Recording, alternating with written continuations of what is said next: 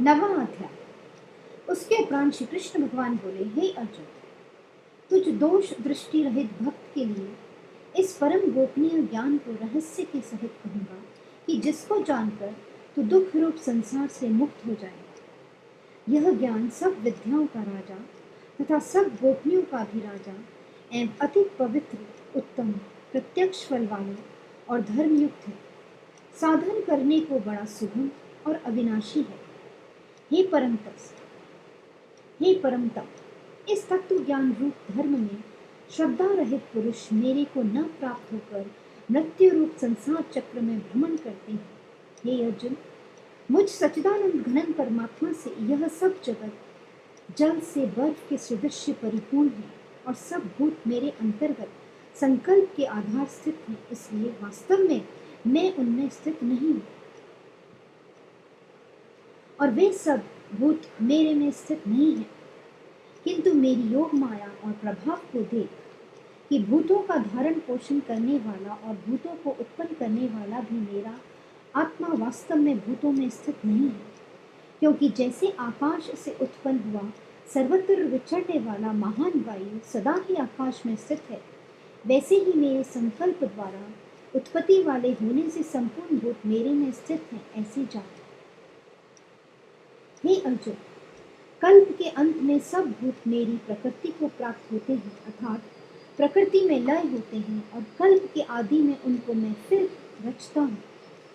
कैसे कि अपनी त्रिगुणमयी माया को अंगीकार करके स्वभाव के वश में परतंत्र हुए इस संपूर्ण भूत समुदाय को बारंबार उनके कर्मों के अनुसार रचता हूँ। हे अर्जुन, उन कर्मों में आसक्ति रहित और उदासीन के सुदृश्य स्थित हुए मुझ परमात्मा को वे कर्म नहीं बांधते हैं। हे अर्जुन, मुझ अधिष्ठता के सकाश से यह मेरी माया चराचर सहित सर्व जगत को रचती है और इस ऊपर कहे हुए हेतु से ही यह संसार आवागमन रूप चक्र में घूमता है। ऐसा होने पर भी संपूर्ण भूतों के महान ईश्वर रूप मेरे परम भाव को न जानने वाले मूढ़ लोग मनुष्य का शरीर धारण करने वाले मुझ परमात्मा को तुच्छ समझते हैं, अर्थात अपनी योग माया से संसार के उद्धार के लिए मनुष्य रूप में विचरते हुए को साधारण मनुष्य मानते हैं, जो कि वृथा आशा, वृथा कर्म और वृथा ज्ञान वाले अज्ञानी जन राक्षसों के और असुरों के जैसे मोहित करने वाले तामसी स्वभाव को ही धारण किए हुए हैं। परंतु हे कुंती पुत्र, देवी प्रकृति के आश्रित हुए जो महात्म जन हैं, वे तो मेरे को सब भूतों के सनातन कारण और नाश रहित अक्षर स्वरूप जानकर अनन्य मन से युक्त वे निरंतर भजते हैं। वे दृढ़ निश्चय वाले भक्तजन निरंतर मेरे नाम और गुणों का कीर्तन करते हुए तथा मेरी प्राप्ति के लिए यत्न करते हुए और मेरे को बारंबार प्रणाम करते हुए सदा मेरे ध्यान में युक्त हुए अनन्य भक्ति से मुझे उपासते हैं। उनमें कोई तो मुझ विराट स्वरूप परमात्मा को ज्ञान यज्ञ के द्वारा पूजन करते हुए एकत्व भाव से, अर्थात जो कुछ है सब वासुदेव ही है, इस भाव से उपासते हैं और दूसरे पृथक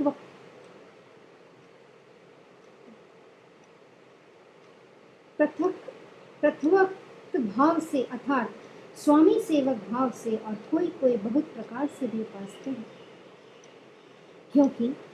क्रतु अर्थात श्रोत्र कर्म में हूँ, यज्ञ अर्थात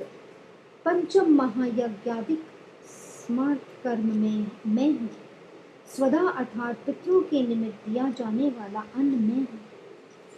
औषधि अर्थात सब वनस्पतियों में मैं हूँ, मंत्र में मैं हूँ, घृत में मैं हूँ, अग्नि में हूँ और हवन रूप क्रिया भी मैं ही हूँ। हे अर्जुन,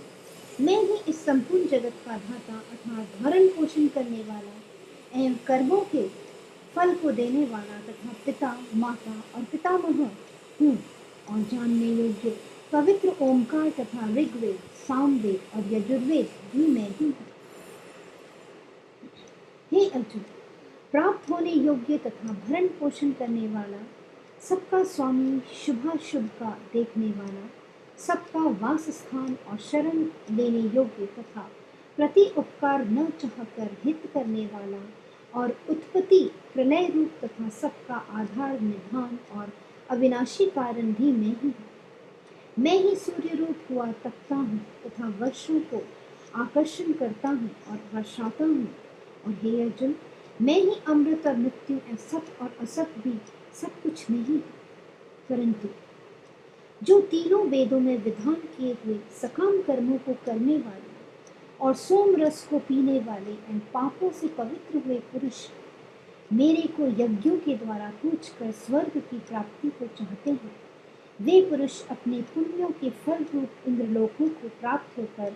स्वर्ग में दिव्य देवताओं के भोगों को भोगते हैं। वे उस विशाल स्वर्ग लोक को भोगकर पुण्यशील होने पर मृत्यु लोक को प्राप्त होते हैं। इस प्रकार स्वर्ग के साधन रूप तीनों वेदों में कहे हुए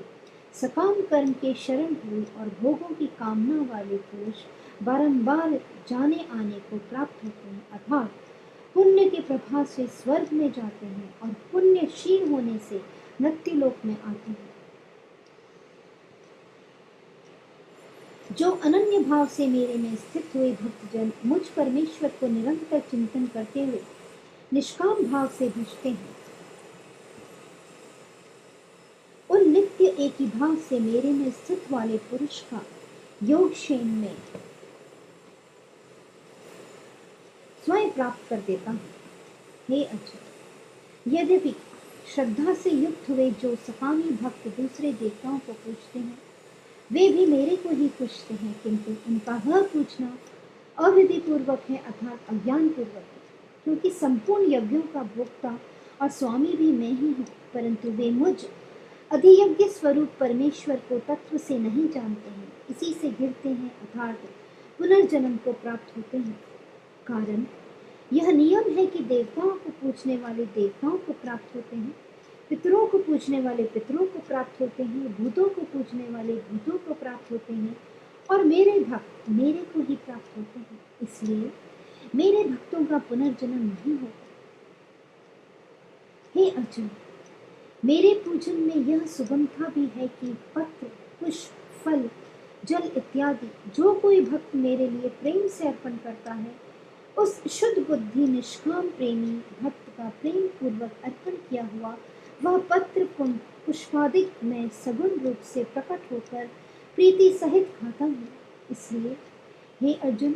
तू जो कुछ कर्म करता है, जो कुछ खाता है, जो कुछ हवन करता है, जो कुछ दान देता है, जो कुछ स्वधर्माचरण रूप तप करता है, वह सब मेरे अर्पण कर।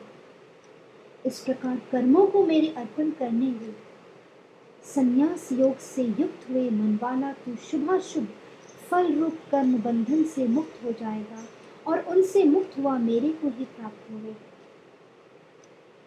यद्यपि मैं सब भूतों में संभाव से व्यापक हूँ, न कोई मेरा अप्रिय है और न प्रिय है, परंतु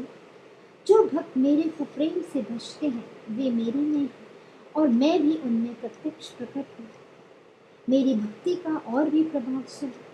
यदि कोई अतिशय दुराचारी भी अनन्य भाव से मेरा भक्त हुआ मेरे को निरंतर भजता है, वह साधु ही मानने योग्य है, क्योंकि वह यथार्थ निश्चय वाला है, अर्थात उसने भली प्रकार निश्चय कर लिया है कि परमेश्वर के भजने के समान अन्य कुछ भी नहीं है। इसलिए वह शीघ्र ही धर्मात्मा हो जाता है और सदा रहने वाली परम शांति को प्राप्त होता है। हे अर्जुन, तो निश्चय पूर्वक सत्य जान कि मेरा भक्त नष्ट नहीं होता, क्योंकि हे अर्जुन, स्त्री, वैश्य और शूद्रादिक तथा पाप योनि वाले भी जो कोई होवे, वे भी मेरी शरण होकर तो परम गति को ही प्राप्त होते हैं। फिर क्या कहना है कि पुण्यशील ब्राह्मण जन तथा राजश्री भक्तजन परम गति को प्राप्त होते हैं। इसलिए तो सुख रहित और क्षण भंगुर इस मनुष्य शरीर को प्राप्त होकर निरंतर मेरा ही भजन कर। अर्थात मनुष्य शरीर बड़ा दुर्लभ है, परंतु है नाशवान और सुख रहित, इसलिए काल का भरोसा न करके तथा अज्ञान से सुख रूप भासने वाले विषय भोगों में न फंसकर निरंतर मेरा ही भजन कर। केवल मुझ सच्चिदानंद घनन वासुदेव परमात्मा में ही अनन्य प्रेम से नित्य निरंतर अचल मन वाला हो और मुझ परमेश्वर को ही श्रद्धा प्रेम सहित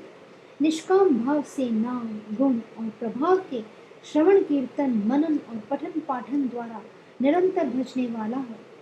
तथा मुझ शंख चक्र गदा पदम और किरीट कुंडल आदि भूषणों से युक्त पीताम्बर वनमाला और कौस्तुभ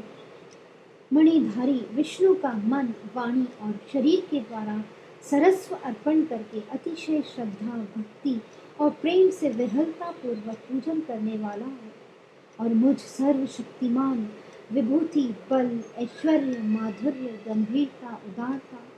वात्सल्य और सुभद्रता आदि गुणों से संपन्न सबके आश्रय रूप वासुदेव को विनय भाव पूर्वक भक्ति सहित साष्टांग दंडवत प्रणाम कर इस प्रकार मेरे शरण हुआ